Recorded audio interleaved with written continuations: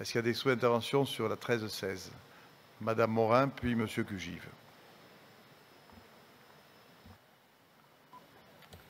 Alors, Monsieur le Président, Mesdames et Messieurs et chers collègues, notre intervention va porter sur le compte-rendu annuel d'activité d'Opidea pour le site de Palificat, un dossier sur lequel nous intervenons régulièrement dans cette Assemblée. Ce bilan révèle des points qui ont été soulevés et contestés, mais qui ne sont toujours pas intégrés. Sur la co-construction avec Opidea, tout d'abord, la présentation des activités notables de 2021 laisse à penser à tous ceux qui ne dépasseront pas cette synthèse que la concertation s'est bien déroulée et que les citoyens ont pu peser sur le choix final. C'est en fait une présentation incomplète et biaisée. Pourtant, le maire de Toulouse, président de la métropole ici présent, a lui-même reconnu que, et je cite le compte-rendu validé de la réunion du 11 juin 2021, « les ateliers n'ont pas été satisfaisants et qu'en conséquence, les orientations de ces ateliers ne sont pas validées. » Il reconnaît aussi que le groupe citoyen n'a pas reçu le niveau d'information qui lui était dû par la collectivité. Par ailleurs, le terme de concertation même nous questionne, parce que la définition de concertation, c'est discussion en vue d'aboutir à un accord. Et nous cherchons encore l'accord des citoyens qui ont décidé de ne pas voter, même si nous voyons très bien l'accord de Toulouse Métropole et d'Opidea. Nous rappelons que les participants invités à co-construire le projet n'ont toujours pas reçu le bilan de la concertation et le livret des attentes finalisées. Surtout, aucune mention n'est faite du refus unanime des citoyens et des associations de donner un avis sur le choix de la maîtrise d'œuvre. Ce motif, nous pouvons vous le donner. C'est le refus d'une densité trop importante. Il est d'ailleurs explicité dans la lettre citoyenne du 25 mai 2021, faisant suite à la création du collectif Le Bocage Autrement, rassemblant personnes morales et physiques du quartier et alentours. Dans ce rapport, il n'est pas fait mention de la problématique que va rencontrer Opidea concernant les permis de construire. Pourtant, vous, Jean-Luc Moudenc, vous êtes engagé au titre de maire à ne pas accorder de permis de construire avant la fin de votre mandat, quand le collectif Le Bocage Autrement a soulevé le fait que, contrairement aux affirmations de la métropole et d'Europolia, surtout, le SCOT n'obligeait en aucun cas à tenir les densités prescrites, qui feraient de ce quartier celui avec la plus forte densité de logements de Toulouse, alors que le projet était censé s'appeler Bocage habité. En fait, il sera habité, mais il ne s'agira vraiment plus d'un bocage. Le compte-rendu de la réunion du 11 juin 2021 du collectif avec la mairie atteste de ce refus de signer les permis de construire avant la fin du mandat actuel. Vous étiez aussi engagé à poursuivre les échanges avec le collectif. Pourtant, pas de nouvelles. Et le projet semble continuer à ignorer les parties prenantes, puisque nous découvrons, page 8, l'établissement depuis début 2022 d'une stratégie de concertation en lien avec la réalisation du schéma directeur. Nous sommes à la mi-2022. Quelle stratégie a été définie? Ni nous, élus suivant le dossier, en commun. Autre problème déjà soulevé. Dans la fiche d'opération, il est indiqué qu'effectivement, seul le BUN, la station de métro de Borderouge, sont prévus pour desservir ce quartier qui, je rappelle, vise 17 000 habitants. Or, le projet de BUN a été annulé par la justice et la station de Borderouge se trouve à minima à 20-25 minutes à pied du secteur Palificat. Alors, pour une personne valide, c'est déjà largement au-dessus du minimum admissible, et je n'oublie pas pour les autres. Mais puisqu'il s'agit d'un rapport financier, intéressons-nous aux chiffres. Opidea a dépensé 103 000 € hors taxes de frais divers, communication, concertation, frais juridiques. Nous nous interrogeons sur la bonne utilisation de cet argent public. Comment une concertation outil minimaliste et aux résultats si décriés peut représenter un tel montant? Cela même alors que nous n'avons pas eu le compte-rendu. Et sont prévus 99 000 € supplémentaires en 2022 pour encore de la communication et de la concertation dont je vous disais plus tôt, on n'en a toujours pas entendu parler. Nous souhaitons donc que soit révélé le détail de ces dépenses et que soit présentée la réalité des échanges avec les habitants ainsi que les obstacles à la bonne réalisation de ce projet dans le respect des citoyens et de l'environnement. Merci. Merci. Des éléments de réponse. Alors, je crois que Annette Legnaud a suivi le dossier, le maire de quartier également. Annette Legnaud. Oui, merci Monsieur le Président. Donc, je suis choquée par la mauvaise foi d'Odile Morin. C'est pas nouveau, mais là, vraiment, je crois que c'est poussé au paroxysme de la mauvaise foi, parce que oui, ce projet de Palefica a fait l'objet de toutes les attentions avec les habitants du quartier. Nous avons été très attentifs à leurs attentes, puisque nous avons sélectionné, pour co-construire un projet, nous avons sélectionné, parce que vous savez que ce projet n'est pas finalisé, puisque nous sommes en 2021, nous avons lancé une consultation pour sélectionner une équipe de maîtrise d'œuvre pour ce projet. Donc le projet n'y est pas. Il y avait une faisabilité qui avait été faite, qui avait été établie, mais il n'y a pas de projet pour l'instant. Donc le projet, nous avons sélectionné des équipes de maîtrise d'œuvre, et justement pour participer, pour nous accompagner dans la définition, dans le choix de cette équipe de maîtrise d'œuvre, ben, nous avons associé les habitants, puisque nous avons un groupe de citoyens qui a été choisi par les citoyens eux-mêmes, hein, qui ont choisi 20 représentants à la fois des associations et des citoyens pour nous accompagner dans cette démarche. Nous avons travaillé avec eux, il y a eu des ateliers, ce panel, si je peux dire, de citoyens a travaillé dans le cadre de ces ateliers, et nous avons abouti au premier trimestre 2021 à un livret des attentes citoyennes. Ce livret des attentes citoyennes a été communiqué aux 3 équipes qui étaient d'urbanistes, qui étaient en fait 3 équipes d'urbanistes, de paysagistes, d'économistes, de sociologues, enfin des équipes assez complètes. Nous avons transmis ce livret des attentes citoyennes à ces équipes qui ont travaillé, et pendant tout le trimestre, les habitants ont pu communiquer avec les différents porteurs de projets qui leur ont présenté leurs projets. Les projets ont été présentés, et lorsque le jury s'est déroulé, nous avons demandé à ce que deux personnes soient représentantes de l'ensemble de ce panel de citoyens, à la fois des représentants d'associations, mais aussi de citoyens, et 2 personnes sont venues assister à notre jury. Et c'est vrai qu'à l'issue du jury, le jury a duré pendant toute une journée. Et à l'issue du jury, ces représentants n'ont pas su choisir. Et ils nous ont dit, nous ne savons pas choisir, parce que nous avons compris quelque chose, c'était que c'était excessivement complexe, que les équipes, elles étaient toutes animées de la même volonté de faire un beau quartier, soucieux des habitants, mais le choix entre 3 équipes était excessivement compliqué. Nous vous faisons confiance. Je peux faire témoigner les personnes qui ont dit cela, et donc nous avons choisi une équipe.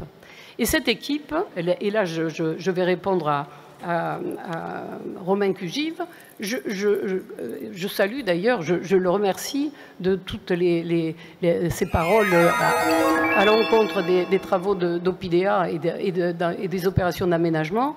Mais pour ce qui concerne justement Palefica, justement nous nous sommes interrogés, bien évidemment, en travaillant sur le PLUH, en travaillant sur le ZAN, en travaillant sur les ENAF, en travaillant sur tous ces sujets et sur la loi climat et résilience, bien sûr que nous nous sommes interrogés sur Palefica. Et nous nous interrogeons avec l'équipe de maîtrise d'œuvre qui a été sélectionnée pour fabriquer un quartier qui réponde aux attentes des habitants et aux attentes de la collectivité également, puisque nous sommes, et vous le savez très bien, excessivement bien situés dans le centre de la métropole. Donc un schéma directeur est en cours de travail, je vous prie de m'excuser pour le temps, mais un schéma directeur est en cours de finalisation, pas pour être partagé, et ce travail, il est le maître d'ouvrage et le maître d'œuvre, pardon. Et d'ici le début à la rentrée, je pense que nous serons en capacité de revenir vers les habitants pour rediscuter avec eux et avancer sur le sujet. Merci, Madame Morin. Oui, chère Madame Lignot, c'est assez intéressant de voir l'hôpital se moquer de la charité. Et en général, plus c'est gros, plus ça passe, mais voilà. On pourrait tout à fait admettre que je sois de mauvaise foi. Ça reste néanmoins à démontrer. Par contre, les propos que vous tenez tendent à donner à penser que c'est l'ensemble du groupe citoyen qui est de mauvaise foi, puisqu'il tient les mêmes propos que moi. Et vous nous expliquez qu'en fait, les citoyens n'ont pas pu choisir entre 3 projets. Dois-je vous rappeler les termes précis de leur courrier et de leur déclaration à l'occasion du jury, et non pas à la fin du jury? C'était une décision unanime de l'ensemble des associations et des citoyens qui disaient ne pas vouloir choisir entre 3 projets qui ne correspondaient pas à leurs attentes et à ce qu'ils avaient décrit comme besoin et comme attente des habitants et des gens alentours. Ça s'appelle de la mauvaise foi, me semble-t-il, cela, madame. Merci et bonne journée. Madame Legnaud. Madame Morin, vous n'étiez pas à ce jury. Vous n'étiez pas à ce jury. Moi, je vous mets au défi de faire dire les propos que vous venez de tenir aux personnes qui participaient au jury. Ben écoutez, ce que je vous propose, Madame Legnaud, c'est que nous organisions une rencontre entre tous les membres du jury, vous-même et moi-même, puisque je faisais partie du jury, et qu'on fasse cela publiquement. Et on ne parle pas du même jury. Je pense que puisque vous êtes sûr de vous, vous allez organiser cette réunion avec moi et confronter et montrer que vous avez raison. On le fait quand, ça, Madame Legnaud? On l'a fait quand, cette rencontre? Vous n'étiez pas. On l'a fait où, à Paléficat? Madame Morin, vous ne faisiez pas partie de ce jury. C'est pas vous qui convoquez les réunions de la collectivité. Ah, d'un seul coup, on ne veut plus discuter quand il y a des arguments. Oui, c'est ça. C'est-à-dire que la discussion, selon vous, prend une tournure pour le moins peu respectueuse. Mais non, mais vous m'expliquez que ces personnes cela, madame, vont me contredire. Je n'attends que ça, donc la parole monsieur, est à Madame Legnaud. Je voulais dire, Madame Morin, je ne comprends même pas son propos parce que vous ne faisiez pas partie de ce jury.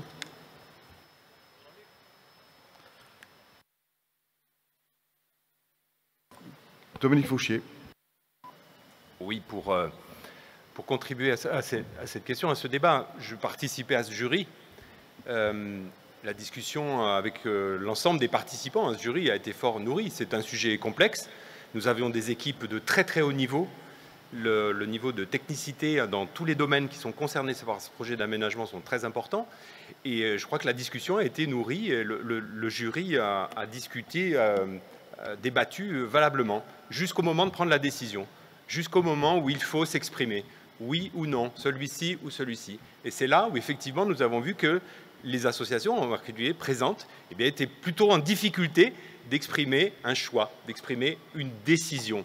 Voilà. Alors que le jury doit dégager ce qui relève de l'intérêt général finalement de cette décision. Nous avons constaté ce qu'on pourrait appeler la limite de l'exercice. Malgré la qualité du débat, au moment de décider, au moment de voter, il y a eu effectivement ce choix des associations de ne pas exprimer un vote en l'occurrence. Je voulais simplement compléter la réponse à notre collègue Cugive qui évoquait, je ne reviendrai pas sur ce qu'a évoqué sur Paléficat, puisque Annette Legnaud a bien répondu, mais Romain, en fait je cherchais son prénom, Romain évoquait la question de la mobilisation de la collectivité pour la maîtrise foncière en renouvellement urbain.